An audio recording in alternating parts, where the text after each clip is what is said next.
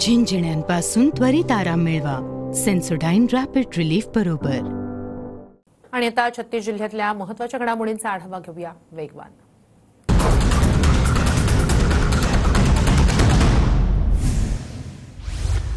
मार्कडवाडीतील ballot पेपरवरील मतदान प्रक्रिया स्थगित. गावात जमावबंदी, कायद्याचं उल्लंघन झाल्यास पोलीस गुन्हा दाखल करणार. ईव्हीएमवर आक्षेप घेत गावकऱ्यांचं बॅलेट पेपरवर चाचणी मतदान. पोलिसांच्या दडपशाहीमुळे गाव दहशतीत. पोलीस प्रशासनाच्या विरोधामुळे दुसरा मार्ग अवलंबणार. उत्तम जानकर यांची माहिती.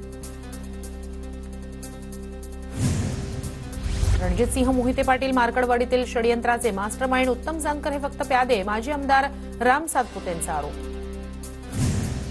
निवडणुकीत पराभव झालेल्या मुक्ताईनगरमधील रोहिणी खडसे, पाचोऱ्यातील वैशाली सूर्यवंशी आणि एरंडोलमधील डॉ. सतीश पाटील यांचा फेरमतमोजणीसाठी अर्ज. फेरमतमोजणीसाठी अनामत रक्कम उमेदवारांनी भरली. अकोल्यात अजित पवार मुख्यमंत्री व्हावे यासाठी कार्यकर्त्यांकडून राजराजेश्वराला दुग्धाभिषेक. अजित पवार गटाचे जिल्हाध्यक्ष कृष्णा अंधारे यांच्याकडून दुग्धाभिषेक. परभणीच्या गंगाखेडमध्ये रत्नाकर गुट्टे यांच्या मंत्रिपदासाठी बंजारा समाजाकडून पूजा. बंजारा समाज बांधवांकडून पोहरादेवी मंदिरात आरती करत प्रार्थना. नंदुरबार जिल्ह्याच्या विकासासाठी मंत्रिपद मिळावं. प्रदेश महामंत्री विजय चौधरी यांची मागणी. केंद्र आणि राज्यातील नेत्यांकडे चौधरींची मागणी. कराड उत्तर विधानसभा निवडणुकीतील पराभवानंतर माजी सहकार मंत्री बाळासाहेब पाटील पुन्हा सक्रिय. कार्यकर्त्यांचा संवाद मेळावा घेत पाटलांकडून मार्गदर्शन. केंद्रीय राज्यमंत्री रामदास आठवले यांनी घेतली जेपी नड्डांची भेट. आरपीआयला एक मंत्रिपद देण्याची आठवलेंची नड्डांकडे मागणी. ऊसाच्या दरवाढीसाठी स्वाभिमानी शेतकरी संघटना एकवटली. चालू गळीत हंगामात पहिली उचल 3700 देण्याची स्वाभिमानी शेतकरी संघटनेची मागणी. जिल्हाधिकाऱ्यांनी यावर तोडगा काढण्याची केली मागणी.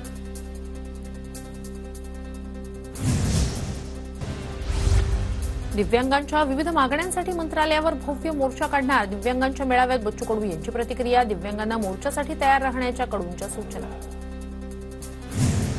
बेळगावात होणाऱ्या महाराष्ट्र एकीकरण समितीच्या मेळाव्याला परवानगी द्या, अन्यथा कर्नाटकातील एकही मंत्री महाराष्ट्रात येऊ देणार नाही. कोल्हापुरातील ठाकरे गटाच्या शिवसैनिकांचा इशारा. नंदुरबारच्या नवापूरमधील आदिवासी सहकारी साखर कारखान्यावर प्रशासक नियुक्त. आर्थिक अनियमिततेच्या तक्रारीनंतर कारवाई. नाशिकच्या लासलगावमध्ये नाफेड एनसीसीएफच्या माध्यमातून झालेल्या कांदा खरेदीत घोटाळा झाल्याचा ठाकरे गटाचा आरोप. शेतकऱ्यांकडून खरेदी केलेल्या कांद्याऐवजी दुय्यम दर्जाचा कांदा पुढे पाठवल्याचा ठाकरे गटाचा दावा. नाशिकच्या लासलगावात ढगाळ वातावरणामुळे कांदा पिकाला फटका. कांद्यावर करपा मावा रोगाचा प्रादुर्भाव. शेतकऱ्यांकडून फवारणी. परभणीत सलग दुसऱ्या दिवशीही ढगाळ वातावरण कायम. रब्बी पिकांसाठी धोक्याची स्थिती. तूर, हरभरा पिकावर अळीचा प्रादुर्भाव होण्याची शक्यता. नांदेडच्या अर्धापूरमधील पानमळ्याची शेती धोक्यात. हवामान बदल आणि रोगराईमुळे पानमळे वाळले. शेतकऱ्यांना आर्थिक मदतीची अपेक्षा. जळगावच्या यावल तालुक्यात रब्बी हंगामाला सुरुवात. मात्र खरीपाची नुकसान भरपाई मिळत नसल्यानं शेतकरी हवालदिल. शेतकऱ्यांमध्ये नाराजी. वाशिमच्या मालेगाव तालुक्यातील अमनवाडी इथल्या नाफेड केंद्रावर शेतकऱ्यांची गर्दी. केंद्रावर हमीभावानं सोयाबीन खरेदी सुरू. स्थानिक बाजारपेठांमध्ये 4200 रुपये प्रति क्विंटल सोयाबीनला हमीभाव मिळाल्यानं शेतकऱ्यांना दिलासा. धाराशिव जिल्ह्यात ढगाळ वातावरण. तुरीवर अळ्यांचा प्रादुर्भाव. जिल्ह्यात बहरत असलेल्या पिकांचं नुकसान. वातावरण बदलाचा भंडाऱ्यातील शेतकऱ्यांना फटका. तूर पिकावर अळ्यांसह विविध रोगांचा प्रादुर्भाव. शेतकरी लागले फवारणीच्या कामाला. नांदेडमध्ये तूर पिकावर अळीचा प्रादुर्भाव. ढगाळ वातावरणाचा शेतकऱ्यांना फटका. शेंगा पोखरणाऱ्या अळींमुळे शेतकरी अडचणीत. ढगाळ वातावरणाचा अमरावतीत तूर पिकाला फटका. शेंगा पोखरणाऱ्या अळीचा तुरीवर प्रादुर्भाव. शेतकरी चिंतेत. तुरीच्या उत्पादनात घट होण्याची शक्यता. वाशिमच्या पांगराबंदी गावात वन्य प्राण्यांकडून तूर पिकाचं नुकसान. वनविभागाकडून नुकसान भरपाई मिळावी. शेतकऱ्यांची मागणी. मध्यात रब्बी हंगामातील पिकांच्या आंतरमशागतीला वेग. आंतरमशागतीच्या कामात शेतकरी व्यस्त. परभणीत कापसावर बोंडअळीचा प्रादुर्भाव. फवारणी करून देखील प्रादुर्भाव कमी न झाल्यानं शेतकरी चिंतेत. कपाशीला भाव नसल्यानं शेतकऱ्यांकडून कापसाची साठवणूक, कपाशीला 10,000 भाव मिळावा, शेतकऱ्यांकडून अपेक्षा व्यक्त. वाशिम जिल्ह्यात पांगरी नवघरे परिसरात हरभऱ्यावर मर रोगाचा प्रादुर्भाव, कृषी विभागाकडून तातडीनं उपाययोजना करण्याचा शेतकऱ्यांना सल्ला. शासकीय धान खरेदी केंद्रावर हमी भावानं धान खरेदी करणाऱ्या सहकारी संस्थांना 2% तूट मंजूर, अन्न नागरी पुरवठा विभागाकडून तुटीत वाढ करण्याचा निर्णय. पुण्याच्या सिंगापूर परिसरात शेतकऱ्यांकडून 3 एकरावर अंजिराची लागवड, अंजीर पिकातून शेतकऱ्याला 20 लाखांचं उत्पन्न. सिंधुदुर्गमध्ये डिसेंबरच्या पहिल्याच आठवड्यात ढगाळ वातावरण, आंबा काजू बागायतदार चिंतेत, फेंगल चक्रीवादळाचा समुद्र किनारपट्टी लगतच्या भागांवर परिणाम. विमा काढलेल्या 23% क्षेत्रावर फळबागाच नाहीत, कृषी विभागाच्या पडताळणीत समोर राज्यातील 73,787 शेतकऱ्यांकडून नवे अर्ज.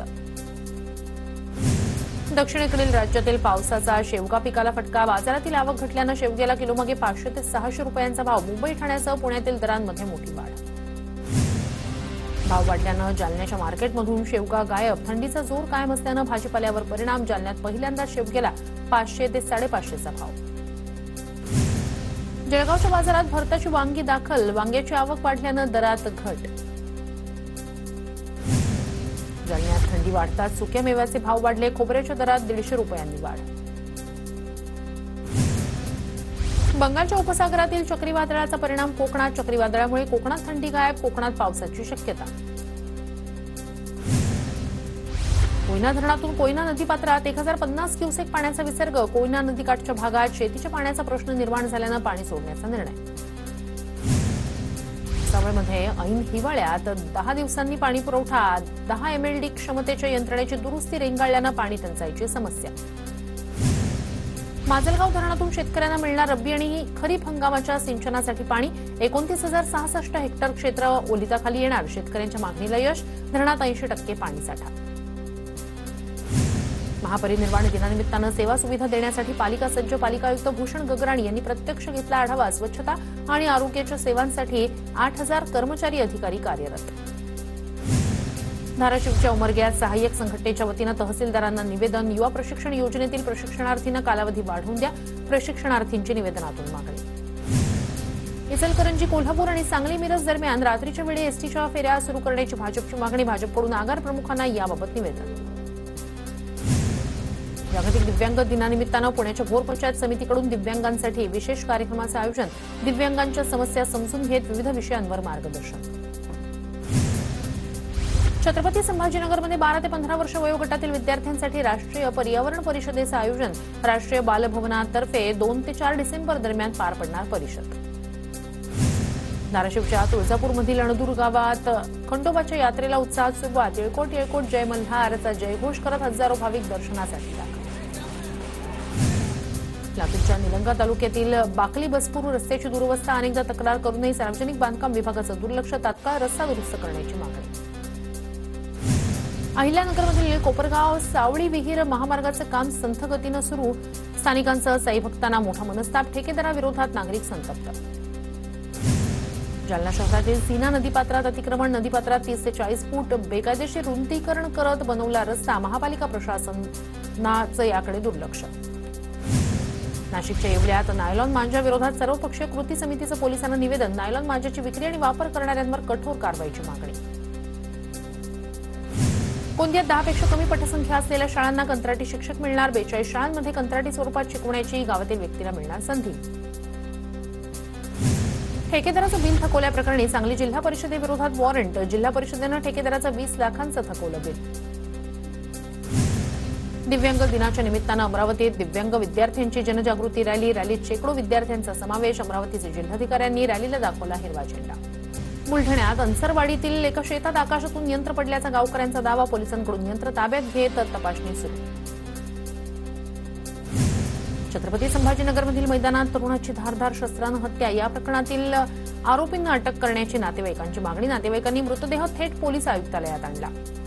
कोल्हापूरच्या इचलकरंजीत अज्ञात चोरट्यांकडून 2 फ्लॅट फोडत चोरीची घटना, घरपोळीत 8 लाखांचा मुद्देमाल लंपास, गावभाग पोलीस ठाण्यात गुन्ह्याची नोंद.